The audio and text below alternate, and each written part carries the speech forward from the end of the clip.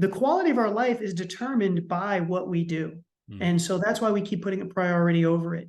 And our thoughts and feelings matter only as much as do they move us towards or away from that behavior that's meaningful to us.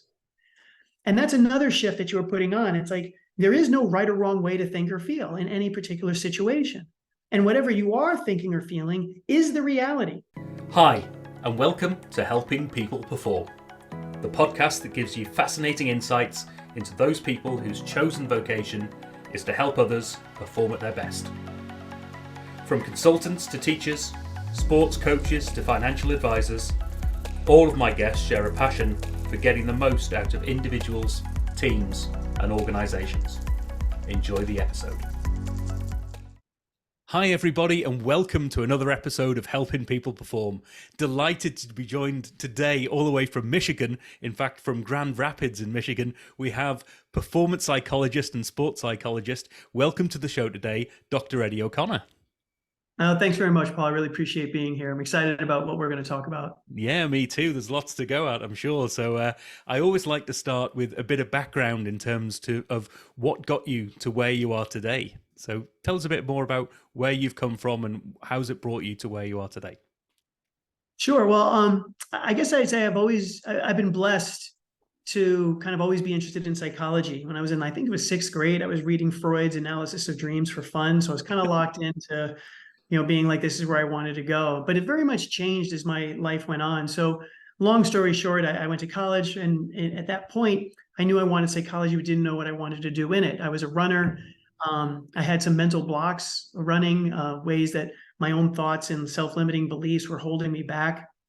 And it wasn't until the last class I took in college that I realized sports psychology was even a discipline, a field. Right. And I immediately said, oh my gosh, this is what I want to do. So I went to graduate school, continued on the clinical psychology realm. So I'm a licensed clinical psychologist, but then I specialized in what athletes suffer from the most, particularly injury and performance anxiety. Right. A lot of work with pain and injury, chronic pain, and applied a lot of the performance psychology, sports psychology principles to other populations in health.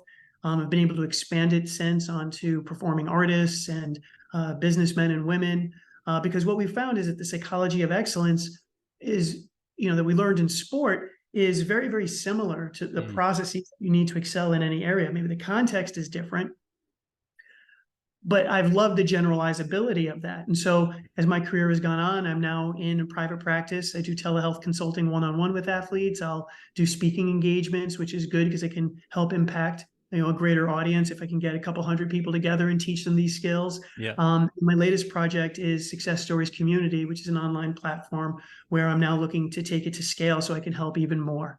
So that's the short story, but it's, since I was a little kid, I wanted to help people and was just really curious about why we do the things we do. Yeah. Oh, I mean, just that whole piece at the beginning there about reading Freud in sixth grade. So for my international audience and for me as well, sixth grade is about what age? Oh, like 13, I think. Right. Something. I know I was really young. Yeah. It was long before high school. Yeah. Yeah. And wait, so younger than that. I don't know. I just remember the teacher that I had. That's why I'm remembering that it was in sixth grade, but right.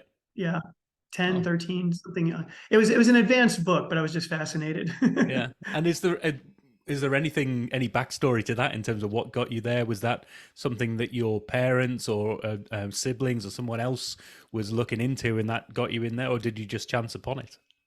No, really, it's fascinating. It's, people kind of say that, I'm good at psychology, or rather I'll do something and like, oh, that's because you're a psychologist. And I'm like, no, I think I'm a psychologist because of who I am. I will tell you this story. So I grew up in the Bronx in New York City, and let's just say it's a tough place. Right. And, I get into on average one fight a year, like a literal fist fight. And that's just the way it was. But even the people that I fought with, like when in elementary school, first through, fifth grade, when they had a problem, they'd still come to me with their problems. And I remember one guy in particular, like I'd put my arm around him, we'd walk around the playground, and I would talk to him about whatever was going on. And I'm sure it wasn't as sophisticated as the advice I give nowadays. I was, third grade, but just the fact that they would come to me. Right. And then, 2 weeks later, it would be in another fist fight. But there was just something about putting things aside and kind of being there for people that I enjoyed.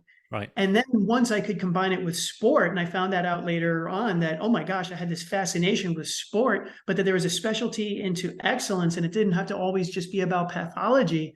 Well, Right. then right then I knew was when I was hooked, when I could take my passion from my heart to help others, and then my passion for sport and enjoyment and competition and excellence, Yeah. and that they all of a sudden this one class merged together. That's when I knew I was locked in. Yeah. And I was blessed by my parents that they actually had no expectations for me. They were just the ultimate for me and my siblings, where they never projected on to tell us what they needed or wanted, or, they just said, whatever you want to do, go at it, and we support you. And, I just offer that for parents who are out there, because I just felt like that Mm. was such a blessing for me to be able to be free to discover myself. And I use that with my 4 kids who went in 4 different directions, that I just remembered that lesson because, they have to go through their own path. They can't go through mine. Yeah. No, it's a really valuable thing as a parent myself. I find there are times when I'm having to hold back and, and say, I know Yeah. what I know what I think I should be saying, but I know I shouldn't be saying it right now because it's too restricting. You've just got to be there and support in whatever way it holds true with them as an individual as well, isn't it? So, wouldn't. Yeah, it's a big lesson, critical to the work that I do, whether we want to talk about perfectionists, and I'm sure we've got some listeners out there who Mm. who have that flavor. If you're in business, you're probably going to lean towards that. The difficulty with perfectionists is that they can't stand mistakes. And I can't stand mistakes either. I'm a recovering perfectionist myself, I like to say. Yeah. But when we have such an intolerance for mistakes, we end up hurting ourselves Right. because we can't create the space necessary to learn from them. Mm. And I never tell perfectionists or anybody else that mistakes are okay. They're not. I don't like to go with that agenda and say, oh, don't worry about it, they're normal.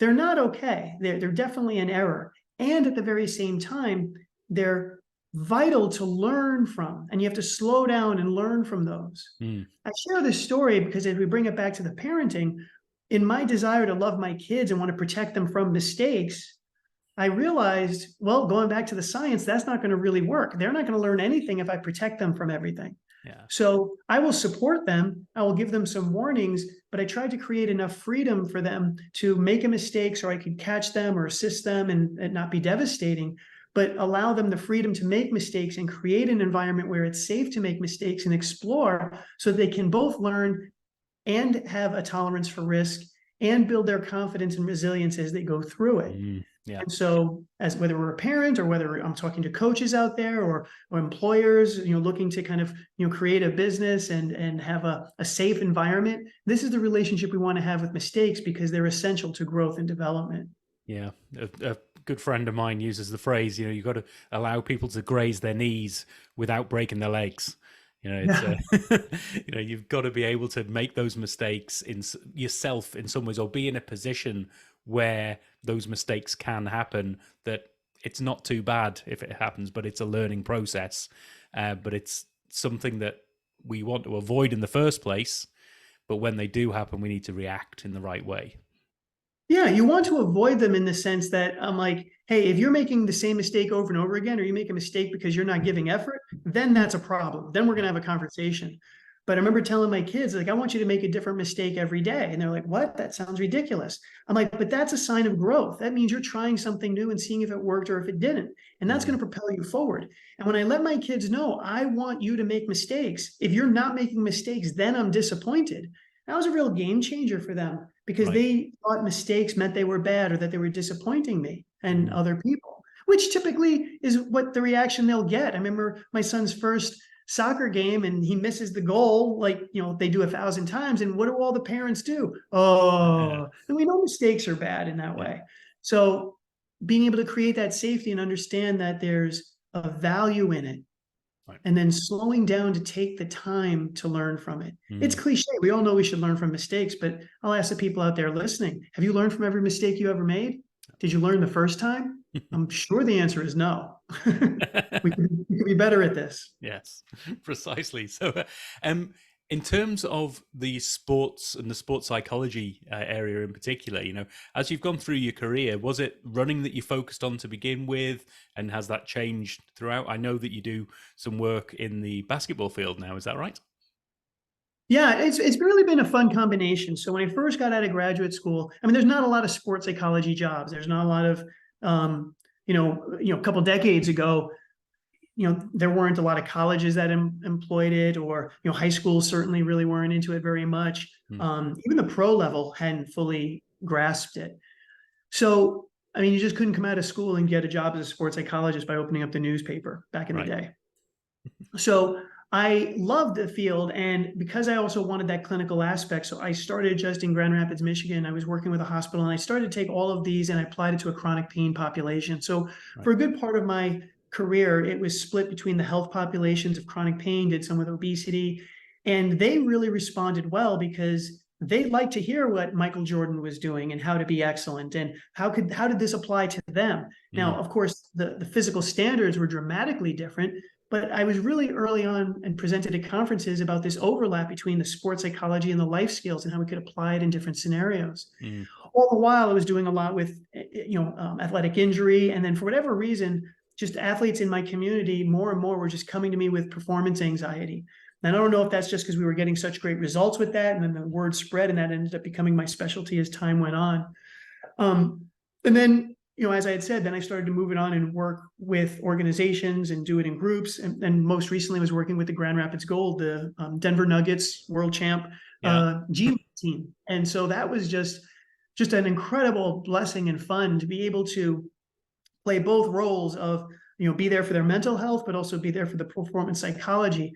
Right. So to see these young men and how hard they're working, and to be a part of a team and have this role and function within, their bigger purpose, and just to be at the games and in the practices, and then hear about their personal lives, and just really be able to be a resource for these young men when they're working so hard and away from their families, pressure. Just very, very exciting times. And I look forward to that continuing. Oh, brilliant! And the thing that comes to mind is the lady from Ted Lasso, who's working not only with the players themselves, but also with the team and the supporting team. Is that the kind of role you were providing in that sense? Yeah, I was only there for the first year, so hopefully in seasons to come, I'm looking to be able to open it up as people get more familiar with myself, with what it has to offer. There's a bit of it's not just something that's been very, very common, and so we're kind of creating the path as we go through. But most importantly is developing the relationship, knowing that it's confidential, and of course being competent, kind of knowing that here's what I can offer and here's how I can help you. Yeah. And so really just being available, and I'm looking forward to, whether it be with them or other teams in the future, just continuing to have this, I don't want to say normalization, but I guess that's really it. Like, psychology isn't just for pathology. We're really learning that, just like you don't have to be sick to go to a doctor. Like, there's this thing about health and the best way to go so you can be healthy. There's a mental health, and it's different than mental pathology and mental illness. They're not the same thing. So in the last decade or so, organizations, sports, human beings in general, I think, are paying much more attention to improving our mental health and now maximizing it. Right. Why would you want the bare minimum of your mental health, right? So this shift has been nice over my career, and yes, looking forward to doing that in the sport organizations and beyond. Oh, that's wonderful, because I was watching a little clip today. I worked for a while in McLaren, the Formula One team, and seeing Lando Norris was doing a video today with one of his people who I guess it's a psychologist who's helping him perform, all about mental health and the value that it brings, and the requirement for it, not just not just an outlet, but also to get you prepared for performance, and not just about reacting to the bad stuff, but to get you prepared to win, get you prepared to be at your best. You talked about a term earlier on when we had a quick chat about psychological flexibility. Can you explain a bit about that for us, please? Yeah, well, I think right now it's very much a scientific term, but it's been found in very recent research to be the number one moderator of change in human beings. Now, this is what they called it the Death Star study, because I might be misquoting it, but I think there were like 35,000 studies that they looked through. I mean, it was just this enormous project. And what they were looking for is, when human beings change, what do they do? What is the mechanism so that we can improve our psychological field? And when you combine psychological flexibility with mindfulness training, which is a part of psychological flexibility, but whether it be mindfulness alone or psychological flexibility and mindfulness, it accounted for over 55% of change. Wow. Which is if you're a statistician, that's a tremendous amount, more than therapeutic alliance or this strategy or self-compassion or all these other things that we say are good. We have found out through rigorous science that psychological flexibility is the, I guess, quality or trait, if you want to call it that human beings need in order to be empowered and make changes in their life. So very quickly, what is psychological flexibility? It's got 6 dimensions to it. One is the idea of present moment awareness, being able to bring your focus and your attention into the here and now, as well as your ability to kind of jump outside of yourself and notice and observe, to be able to get that objective perspective where you're not caught up in the details of your internal experiences, but rather you can come outside of them and see yourself in the context that you're a lot more than just what's happening to you right now. Then there's the thoughts and feelings that we all swim in. And there's 2 characteristics. We can either be fused and attached and believe everything that we think, which we tend to do, or we can kind of defuse from that. And that's part of the psychological flexibility, the ability to kind of look at what I'm thinking and is it helping me or hurting me, and respond to it in that way. As well as developing a sense of willingness to feel the things that we need to feel in order to pursue our goals. Because while we're all running around crazy chasing happiness, nobody I've ever met is happy all the time. No. And we have, particularly in sport, I think, have told people you got to think positive and feel confident so that you can play well. Well, that's not true. It's a hell of a lot easier if you can do that. And when you do that, it is more enjoyable. However, we can't restrict ourselves and be there. We have to develop this willingness to be able to still, for the business people out there, go to work when I don't feel like it, Right. make that call when my motivation is low. I've gotten 17 no's today and I'm really, doubting my ability and I'm feeling really discouraged. And I need to be able to hold on to that lightly and say, I still want to make the sale and go out and still do the actions that are necessary. Yeah. Which leads me to the other 2 parts, which is really a clarification of our values. What's important to me? Who do I want to be? And then being able to take committed action towards that. And so, long-winded, but those are those 6 dimensions. And when you can practice these and develop these skills, you develop what we call this psychological flexibility.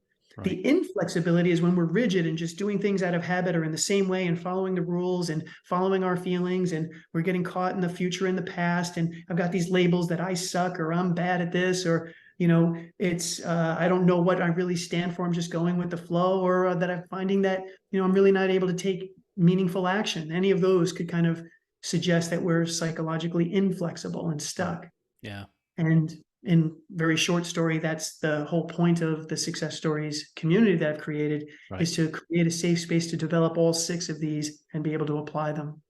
Brilliant. And I mean, one thing that comes to mind is, I'm a big rugby fan. We've got Johnny Wilkinson, who's an England rugby player, won the Rugby World Cup back in 2003.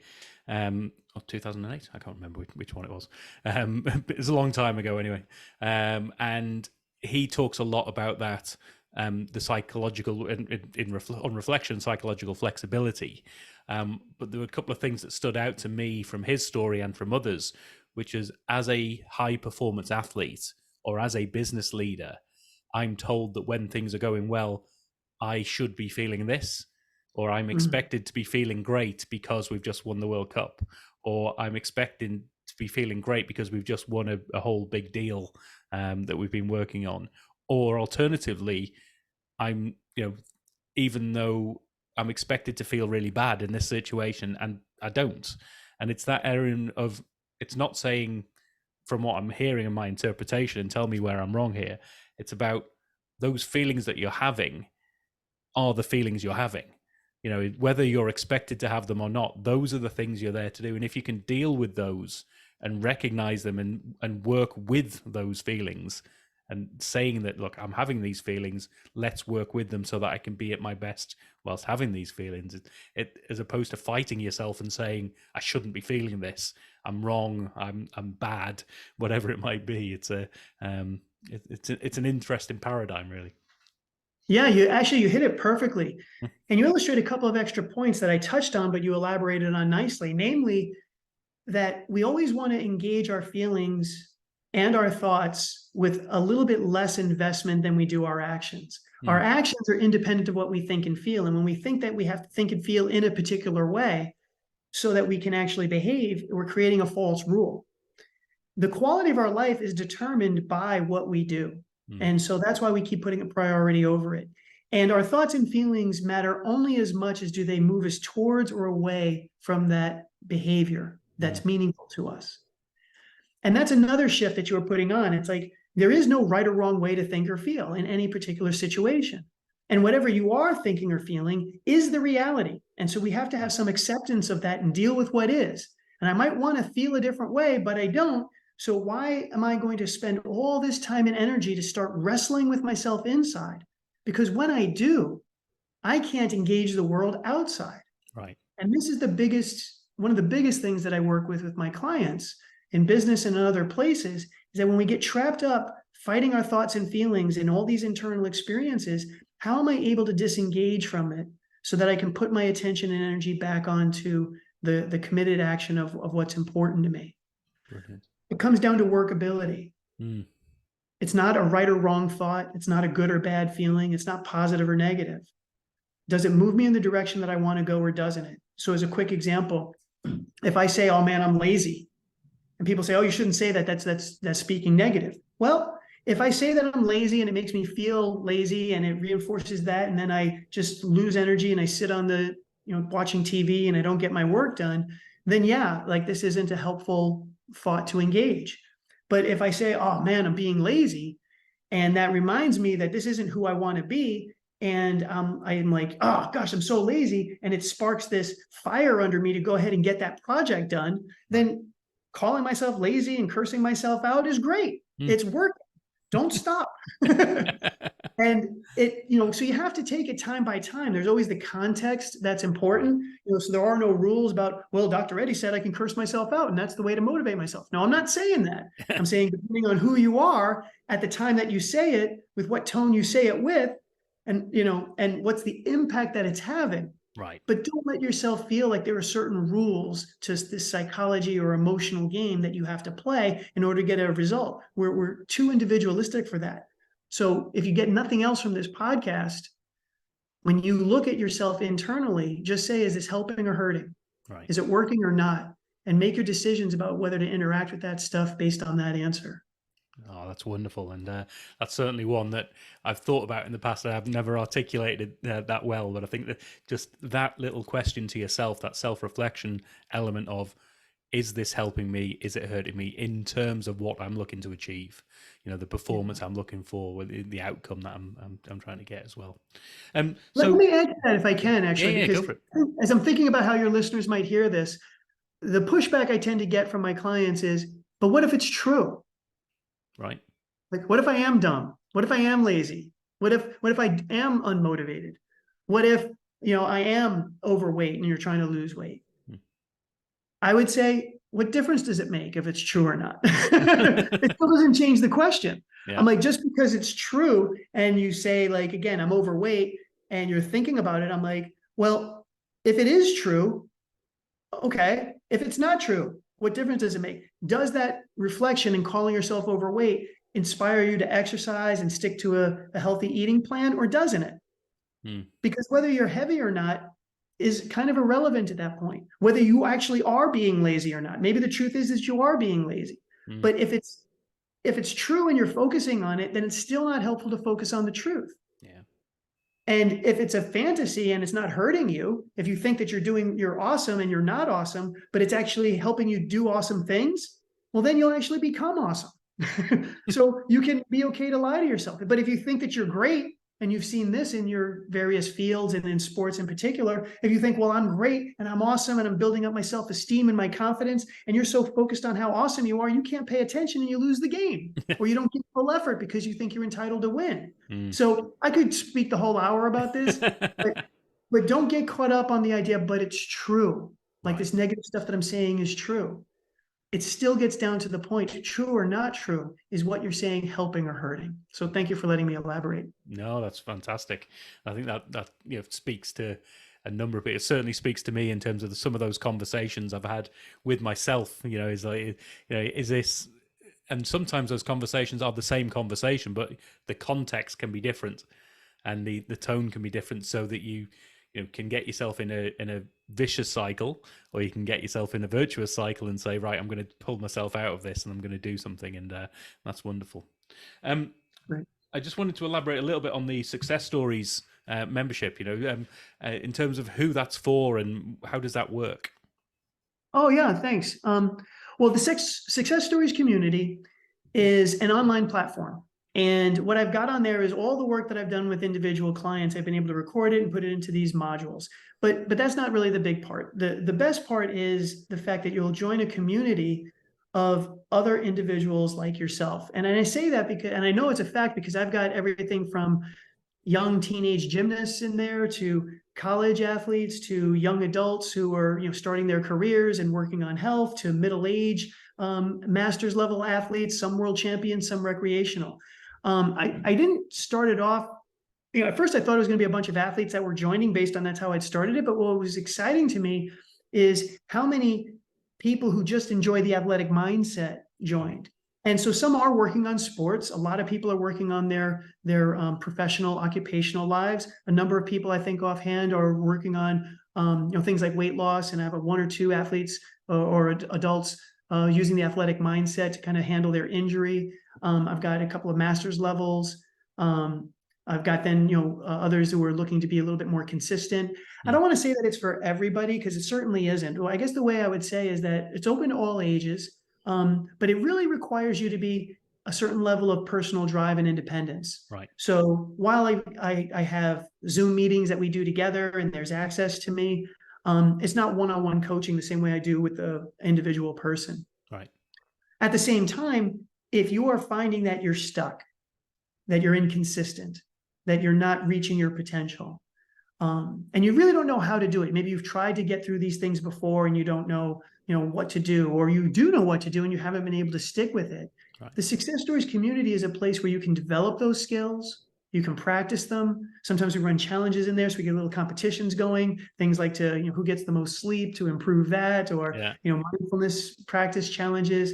And I've gotten so much feedback on these Zoom, what we call them team meetings, where people can kind of learn from each other, where I sit back and I kind of facilitate the conversation, but everybody's talking about what they've learned and what they've done, and they're encouraging each other. So there's a little bit of something for everybody, whether it be the instruction that you want, the accountability, or in some cases, the community. Right. And it's for one low monthly price. And I walk along you on this journey, and it's going to be my life's work for the next many years. Oh, fantastic. And I'm going to check it out and see. Hopefully we'll get all the links and everything into the show notes as always. And I encourage everybody who's listening to go and check it out. And if that's struck a chord with you, then I think the power of community and the power of there's two elements. There's the knowing doing gap. It's like, I know that I should be doing this, but I'm not doing it. Man, you just hit it. That thank you for bringing up this point. I forgot to mention it. Yeah. There's so much information out there. That's why I even hesitated to say that I've got these online modules, because the people out there are going to be like, oh my God, I don't want to take one more course or get one more piece of information. And I mean, so of course the training is there, but you will absolutely find that the emphasis on the inside is on the doing. Right. Like if you go through and watch every one of my videos, I'm gonna scold you and be like, you're doing too much watching. Right. Like you don't need to pass a test. What I want you to do is watch one video and work on it for 2 weeks and develop that skill and make it part of your repertoire. And then move on to one more 3-minute video and implement that. It's going to absolutely be about the doing. So thank you for saying that, because we say it in the community. Knowledge without action is worthless. Yeah. It's absolutely meaningless. Yeah. So the community, Success Stories community, is all about taking action and making that change in your life. Oh, wonderful. I applaud that in a huge way. So let's turn it around a little bit then and say, how do you help your own performance? What is it that gets you performing at your best? Yeah, boy, it's a constant effort. I'll say that for first. I've gone through my own versions of imposter syndrome for a long while. It took me a while to start this membership because I'm like, am I good enough to do it? How am I to be telling them I haven't, won a world championship myself or this or that? Right, yeah. And then I started to realize that even when I was working with elite athletes, that they weren't at their best yet either. Right. That I don't know that we ever get to be our potential best. But the process of it was amazing to me how some of the professional athletes, when I talked to them, were exactly the same as my high school athletes. Right. So I was learning this early on. And I became excited about this process of growth. So over the years, the first struggle that I had to have was to accept my imperfection. That took a long while. Then I had to give up the struggle to control, which was another thing that I was doing to protect myself. So there's a lot of internal work on those things. And as I became more accustomed to psychological flexibility, both for my clients, but by all means, was I applying that. Right. I think the biggest barrier I see in my clients that I saw with myself was that these messages that I got from the fifth graders in grammar school on the playground that told me, how I wasn't good. And Right. I can colorful stories about that, but you've all been on that terrible playground. Those kids are vicious. Oh yeah. They scarred me, and I was holding on to it. And I will tell you this, so that when my kids got into fifth grade, I remember the day that I looked at these little fifth graders, my children, and in my head, I'm like, you guys are still haunting me. Right. I still have a version of myself that for some reason, the kids that teased me in fifth grade, they were now adults and in my head, but I'm like, no, they were fifth graders. Right. And I remember staring at my son and daughter, twins, looking at them. They probably thought I was weird, but I'm looking at them in the living room and I'm thinking, you and your friends are running my life right now. Wow. This is ridiculous. You don't know anything. You're in fifth grade. You know nothing. And that was one of the big unhooks that helped me kind of realize, wait a minute, it's been in my head now for 30 years. But I have to choose to listen to it or not. Right. That's the big skill. It's not the fact that I'm still thinking this, and I'm still thinking these things because they've been patterned into my life. You've gotten messages from your parents or from that traumatic experience. And I know it's bothersome. It's not easy to just let go and say it doesn't matter. I mean, I've tried to do that with some of the darkest stuff. But through practicing these unhooking skills, I've learned to say it's not working. It's not moving me in the direction. It's actually hurting relationships, making me insecure. So my path has been very, very much on the unhooking, the idea of saying, what's the function of this? And it turns out that all the time beating myself up, telling myself I'm not good enough, it was all in service of not being abandoned. Like if I can earn my worth, if I'm good enough. But these are all, again, rules. But it all, I started to learn, came from this place of, I just don't want people to leave. Right. So if I could be good enough. Now, I had to, again, like I said, give up the struggle to control when I realized that was something you can't control people coming or going. That was difficult. So here's where the willingness came in. I had to open myself up to that vulnerability. And I did that by then attaching to say, well, then who do I really want to be about? It's like, well, I might not want to be left in my life, but I also want to love my kids, my friends, my clients. And once I started to accept that I couldn't control what they thought of me, but I was in control of what I did with them, well, then it solved both problems. Because, I mean, if you love somebody well, there's less likely that they're going to leave. I mean, you're in a good relationship. People like to stay in those. But more importantly, my focus was on what I could control and what I could do. Right. I could pay attention to the person in front of me. I could, work on my character. I could be honest. And once I found that those were things that were valuable, as well as then other things that I found important to me, like going to the gym and health. And I wasn't doing it now to win approval, but I was doing it because I enjoyed going to the gym. And I don't know what it is about lifting heavy things, but it's important to me. But that clarification of what was important, and then saying, you know what, I can go out and I can do this and I can control that. Yeah. And keeping it in there, put everything together so that while those fifth grade thoughts and self-criticism still pop up, now I realize that they're just pointing me in the direction that, hey, it's because I love people and I value relationships. Right. So rather than fight with the internal distress, I unhook and then say, so what can I do best now with the person in front of me, or with the job that I have, or with the athletic endeavor that I'm doing? What can I do right now in the present moment to move me in the direction that I want to go? Oh, that's wonderful. And then I refocus on that. Yeah. And I just iterate that year after year after year, which is, again, the point of, the idea of the membership is that you don't just fix it in 3 weeks and then you're cured for life. I'm still getting better at it after, 2 decades. And I hope I'm even better next year than I am today. Oh, I'm sure you will be. And there's two bits on there that struck home with me a lot. One is around controlling the controllables and not trying to control the uncontrollables. It's something that it was the switch that went off in my head after a big redundancy that was announced surprisingly for me whilst my wife was 6 or 7 months pregnant. We're out in New Zealand, with the other side of the world from family and all the rest. And we're just like, right, what can I control? What can't I control? And that helped me move forward a lot in that space. And then the second one was around changing narratives. And I've got one of my other podcast series that I do, some to camera pieces that are specifically on that, is how do you, when you've got a moment, and this was the story timing wise for these episodes, I think my episode is going to be out before this particular thing. It's about, I got home the other day and I've got to look after my daughter, and my wife was going off to pick up my son. And so in my head, I was thinking, I can't do any exercise. I've been having lots of time issues in terms of finding the time to do exercise. I can't do any exercise because I've got to be at home looking after my daughter because she's important to me, and I can't really just leave the house and all the rest of it. And then I thought, right, what if I change that narrative a bit? It's like, what if I have to go out and do some exercise because I've got to be with my daughter for that reason? And found a way where she's got a pram.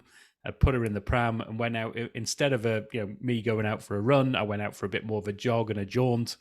But it was outside. It was with her. It was so much more enjoyable. But it was changing that narrative from I've got to be here because of this situation. Just like, well, do I really? How can I change that narrative so that it is helpful to me?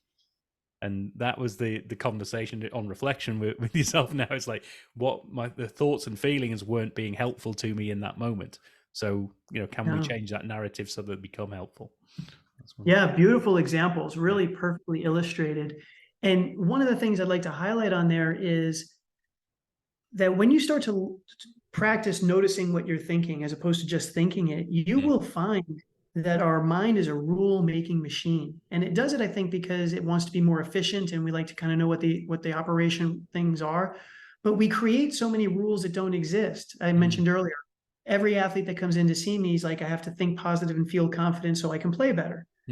And it takes weeks sometimes of working with them to get that core belief. They don't even verbalize it anymore, but they just kind of feel like that's it. Or in the idea, like, I don't have time to exercise because I have to stay with my daughter, as if those, in 24 hours a day, you're either with your daughter or exercising. Yeah. Well, there's probably like 20 other hours that you didn't invite into the conversation yet. Yeah. And so when we can step back and just kind of notice and hold on to everything that we're thinking lightly, because it's often limited in some particular way, that only slowing down and being objective can really open up a whole extra space that you haven't seen yet. And I'm glad to see that you were able to do that. Oh, and as you say, it's one that you've got to continue practicing and continue getting better at as well. So, yeah. If you were able to help any individual or team or organization with the skill set that you've got, maybe it's through the success stories piece, maybe it's just a one-on-one, whatever it might be. Is there anybody out there that you would love to work with in order to help them perform at their best?